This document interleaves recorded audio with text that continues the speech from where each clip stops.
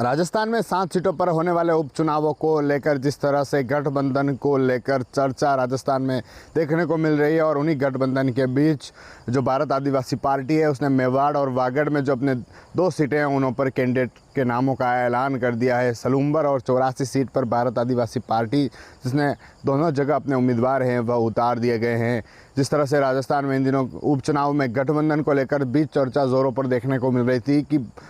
जो मेवाड़ और वागड़ की सीटें हैं जो 84 सीट पे है और जो सलूम्बर सीट है क्या उस पर कांग्रेस और भारत आदिवासी पार्टी का जिस तरह से लोकसभा चुनाव में गठबंधन हुआ था ठीक उसी तरह उपचुनाव में भी गठबंधन होगा, इस तरह को लेकर चर्चा चल रही थी। लेकिन उस गठबंधन पर विराम लगाते हुए जो भारत आदिवासी पार्टी है उसने दोनों सीटों पर अपने जो कैंडिडेट है उनका नामों का ऐलान कर दिया। देर रात सलूम्बर की सीट पर जो जितेश कटारा है उसके नाम का ऐलान हुआ और ऐलान भी जो जनप्रतिनिधि सिलेक्शन प्रणाली है उसके तहत पार्टी ने किया। जो पार्टी के राष्ट्रीय अध्यक्ष मोहन लाल रौत है उनका कहना है कि जन प्रतिनिधि सिलेक्शन प्रणाली के आधार पर जिस कैंडिडेट को सबसे अधिक वोट मिले वह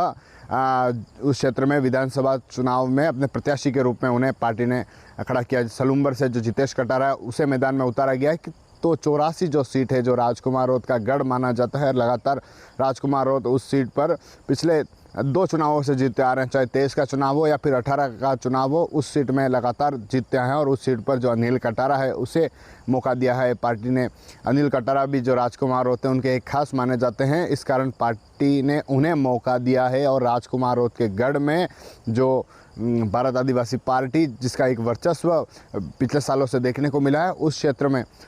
जो भारत आदिवासी पार्टी है उसने कहीं कि अनिल कटारा को जन प्रतिनिधि सिलेक्शन प्रणाली के आधार पर जो सिलेक्शन किया और उसके बाद उन्हें मौका दिया है। जिस तरह से बीजेपी और कांग्रेस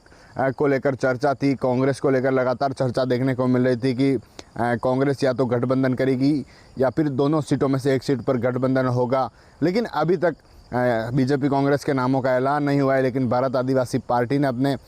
जो दोनों सीटें हैं उन पर नामों का ऐलान किया है। और जिस तरह से गठबंधन को लेकर जो भारत आदिवासी पार्टी को लेकर चर्चा थी कि गठबंधन होगा या नहीं होगा, हालांकि राजकुमार रौत जो पहले ही साफ कर चुके थे कि गठबंधन इस बार 90% गठबंधन नहीं होगा और उन्होंने जो दोनों सीटें हैं उस पर कैंडिडेट की घोषणा कर दी है। अब कांग्रेस क्या कदम उठाती है यह तो देखने वाली बात होगी। साथ ही बीजेपी और कांग्रेस की सूची का इंतजार भी उस क्षेत्र में है, लेकिन बीजेपी कांग्रेस के लिए फिर से मुश्किलें खड़ी करने के लिए भारत आदिवासी पार्टी ने दोनों सीटों पर अपने जो कैंडिडेट है वह उतार दिए हैं। सलूम्बर से जो जितेश कटारा है उन्हें मैदान में उतारा है, तो जो 84 सीट है वहाँ पर जो अनिल कटारा है उसे मैदान में उतारा है। TV9 के लिए राजेश डांगी।